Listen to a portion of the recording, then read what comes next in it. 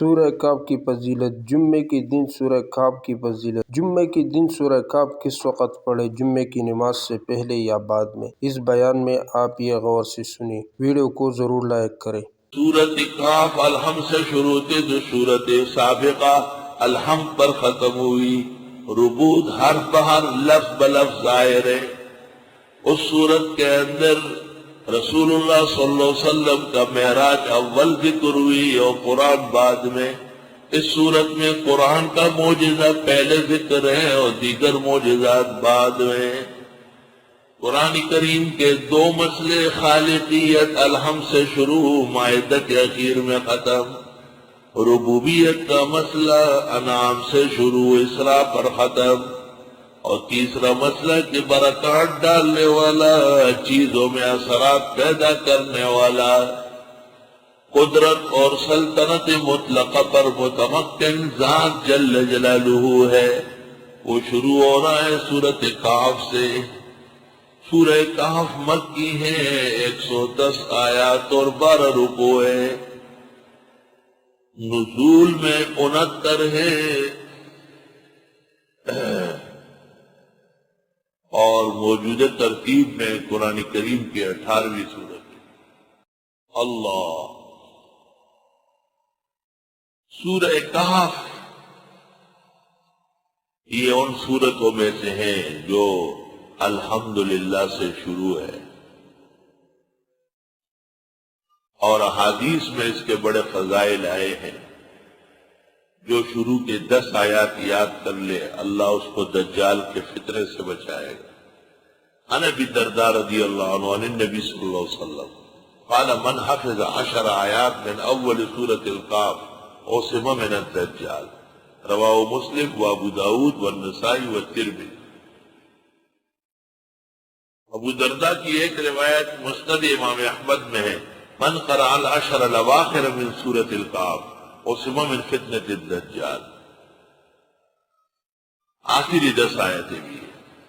مسلم و نسائی میں ایک اور روایت ہے، من قرأ 10 آیات من الکہف، سورہ کہف میں سے کہیں سے بھی 10 آیتیں ہو، دجال کے فتنے سے بچے گا۔ اور سورہ کہف جمعے کے دن نماز جمعے سے پہلے پڑھنے کی فضیلت آئی۔ تفسیر ابن کثیر، تفسیر کشاف، روح المعانی، روح البیان، فتح القدیر للشوکانی، السراج المنیر للشیربینی، معالم التنزیل، انوار التنزیل، سب میں اس کے فضائل درج ہیں۔ ما قبل کی صورت کے ساتھ باعتبار اعجاز اور کرامات کے، باعتبار مسئلہ توحید کے، باعتبار مسئلہ رد شرک کے متحد صورت ہے، ان کے مضامین بترقی ہے۔ سورت بنی اسرائیل میں معجزات انبیاء کے، سید الرسل والنبیین، نبی کریم صلی اللہ علیہ وسلم کے بڑے معجزات جیسے معراج، قرآن، ہجرت، جہاد، یہ بیان ہوئے۔ اور سورت کہف میں آپ کے معجزہ قرآن کو راس بنا کر اولیاء کی کرامات کا بیان ہے۔ اصحاب کہف جو توحید میں بڑے محکم ثابت ہوئے، بادشاہ کے دربار میں بھی نعرہ مستانہ لگایا، خدا کی توحید پر ڈٹے رہے۔ اللہ نے توحید کی برکت سے غار پہاڑ کے اندر ان کے لیے جنت کا باغ بنایا۔ 309 سال بعد ظاہر ہوئے، 309 سال تک اللہ نے ان کا پردہ کرایا اہل بلد سے، دقیانوسیوں سے۔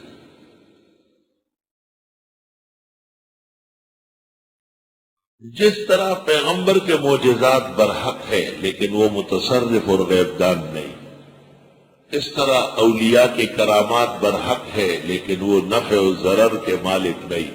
اصحاب کہف خود مصیبت ٹال نہ سکے، خود ظالم بادشاہ سے جان چھڑا نہ سکے، اور خود تصرف کر کے بازار والوں سے جان بچا نہ سکے۔